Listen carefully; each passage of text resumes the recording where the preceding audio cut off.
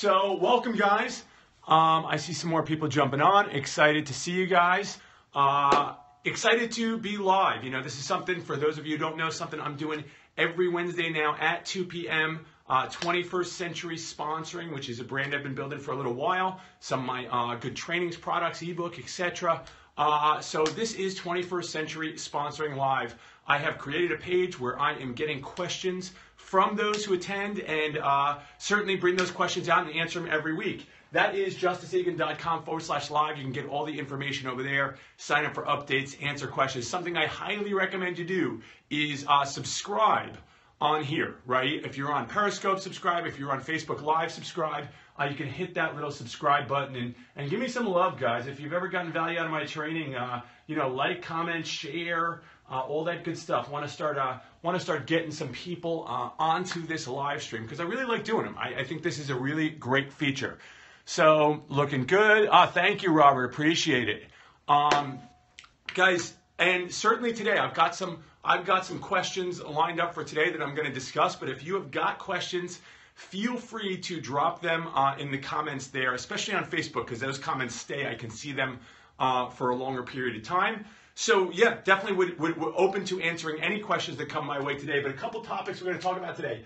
So social media growth, okay, growing your audience on social media, big question that came up.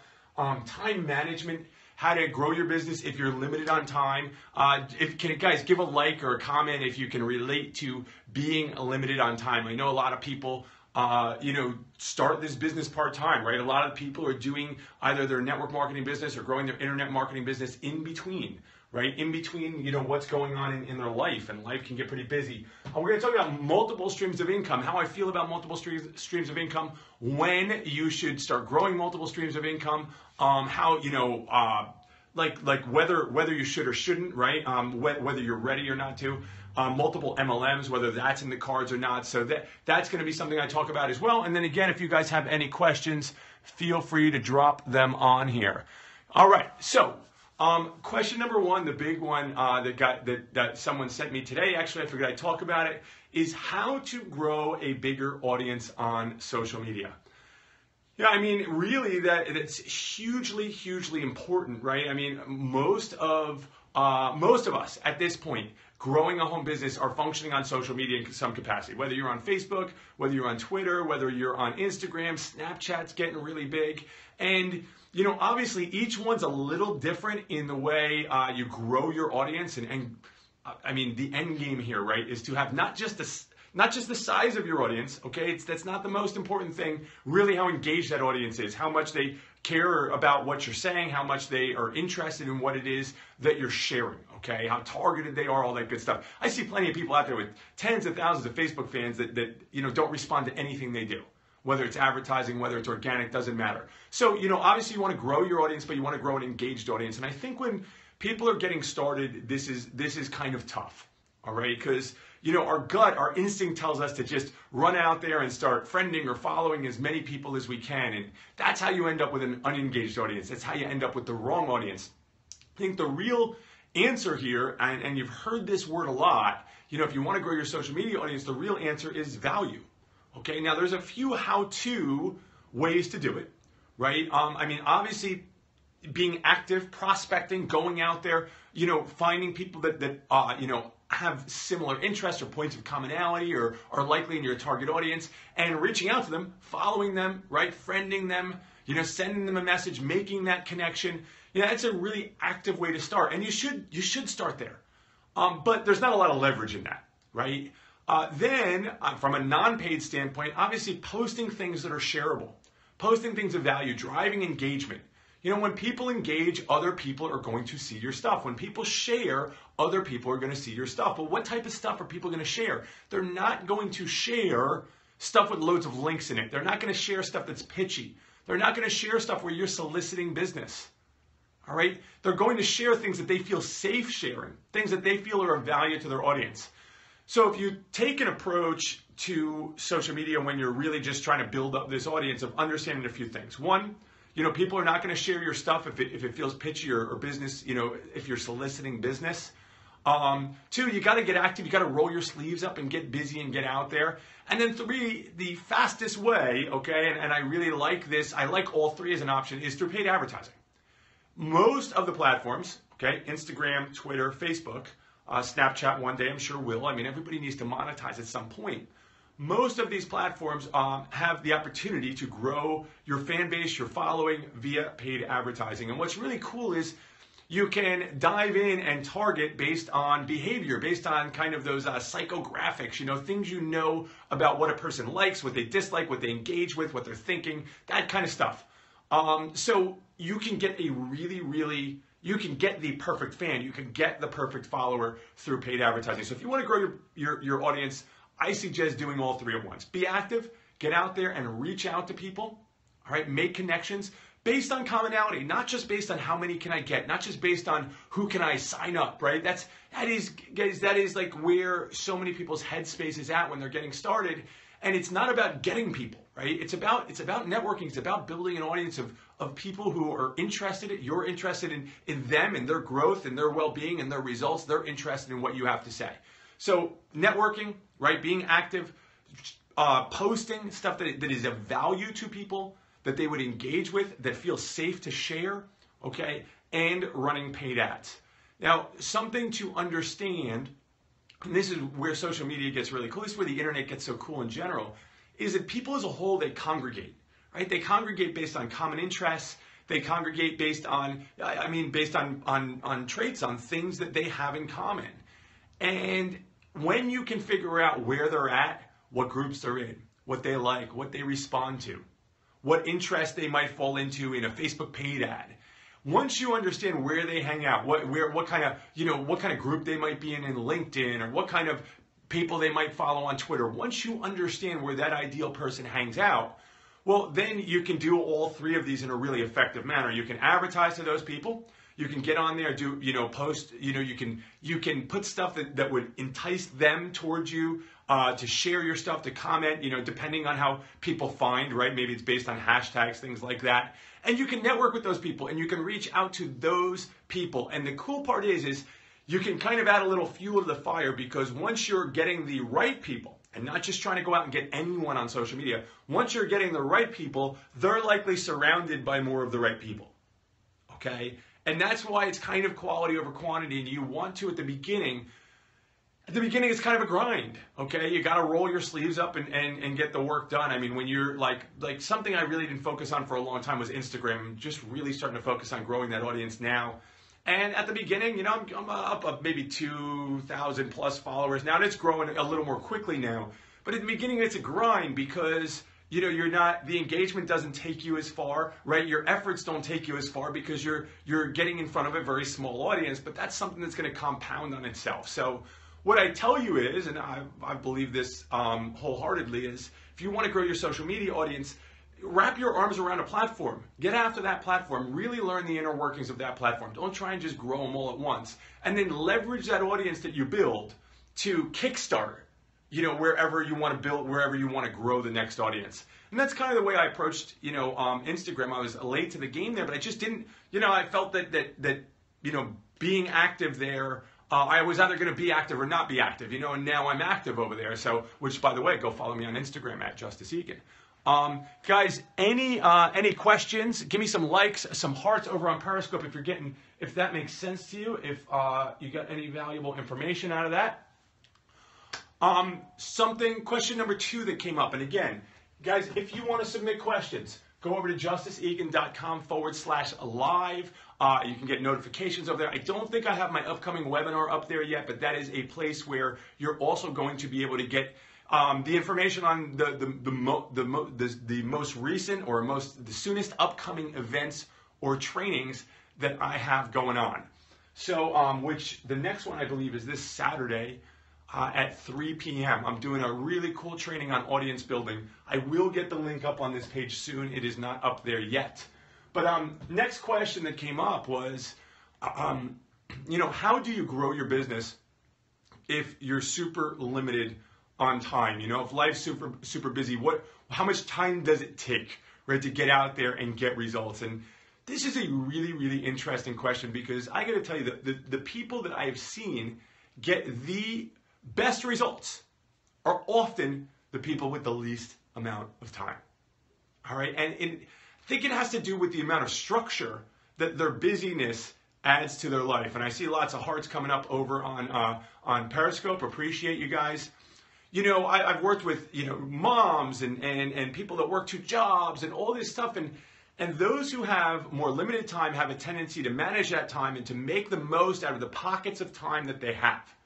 Right? So what does it really come down to if you're limited on time? It comes down to prioritization. You're not doing the stuff that doesn't matter.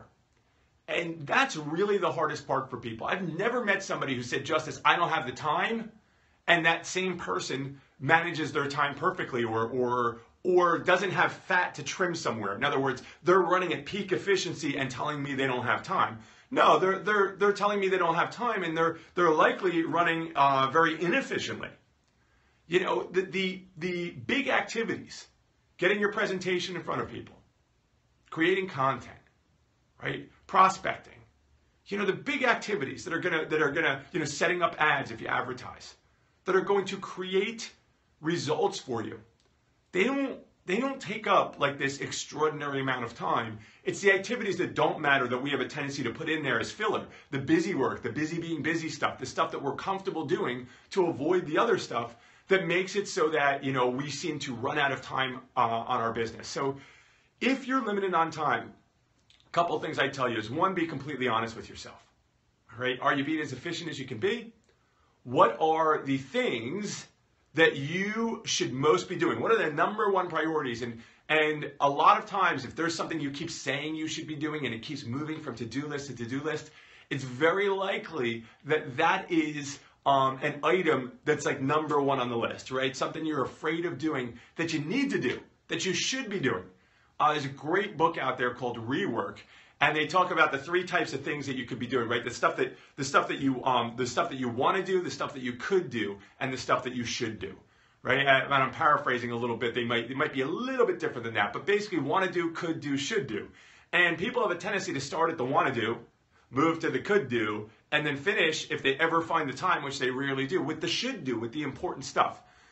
Understand that if you can be honest with yourself about those things you're avoiding, if you can be honest with yourself and follow the leadership and the advice of the people who have what you want when they tell you what those important activities are. I mean, me and Adam have built an entire brand around simplifying, you know, the daily activities involved with growing your business. And when you get honest with yourself about what those activities are and you actually prioritize, you can make a lot of progress with very little, you know, daily time allotted.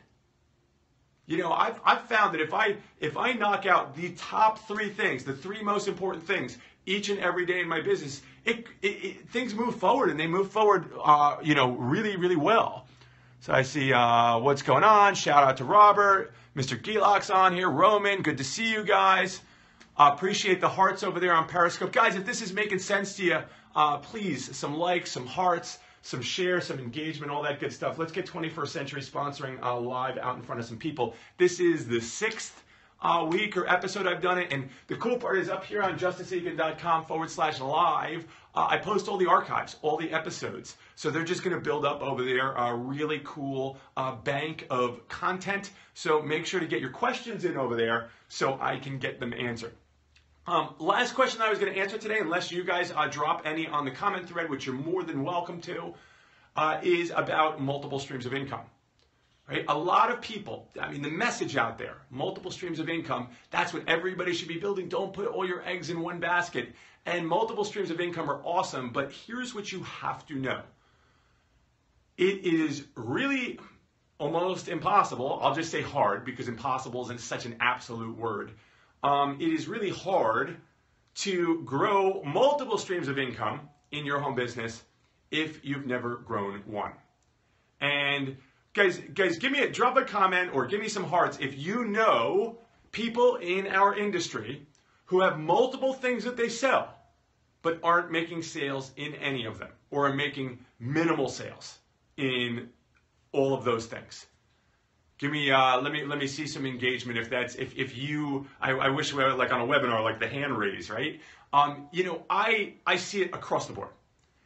And the benchmark for me, this is an arbitrary number. There's no right answer here. But in my opinion, you should focus on building something until you get that income stream to at least $1,000 a month. That's pretty reasonable, right? I mean, $1,000 a month with an income stream before you said, you know what, I'm going to add this other thing that I sell. I'm going to offer something else. And the benefit in doing this, there's so many benefits in focusing on one thing. The benefits are that A, you develop the skills on how to find the right target audience for that product, how to communicate the benefits of that product, how to meet the needs and solve the problems of the person who may want that product, service, opportunity, whatever it is, and then actually move them into the purchase, into the sale.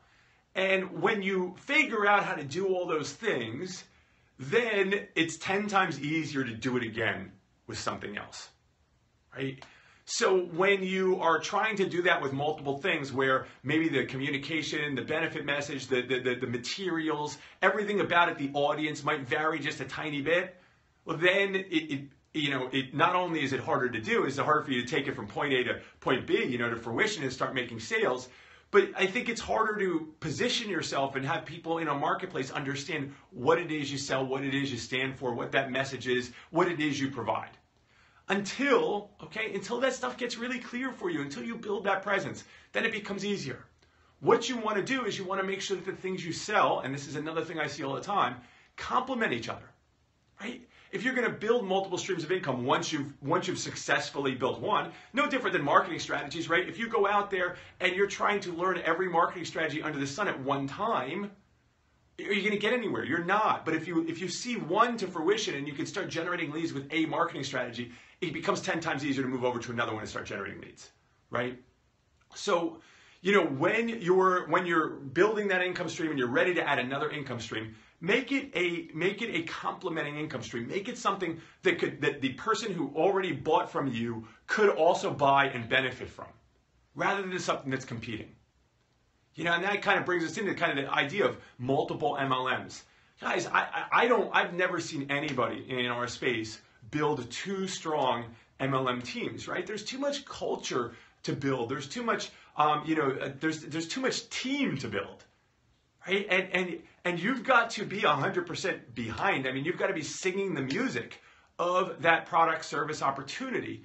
And when you're, the idea of building multiple that are literally competing with each other, right? If somebody finds out you're in this deal and they want that deal, they would leave this deal to go to that deal or vice versa. And I know ideally, people who try and do it, they're not, they're trying to keep them separate, but I've never seen anybody successfully do it at a big, big level. I've seen people recruit into multiple, but that's not, building, that's not building a team. So, when it comes to MLM, I really believe you should hunker down, get psyched, right? Plant your flag at one and grow that. Focus on growing that. And when it comes to multiple streams of income, just make sure that your income streams are complementing each other, right? That they work together.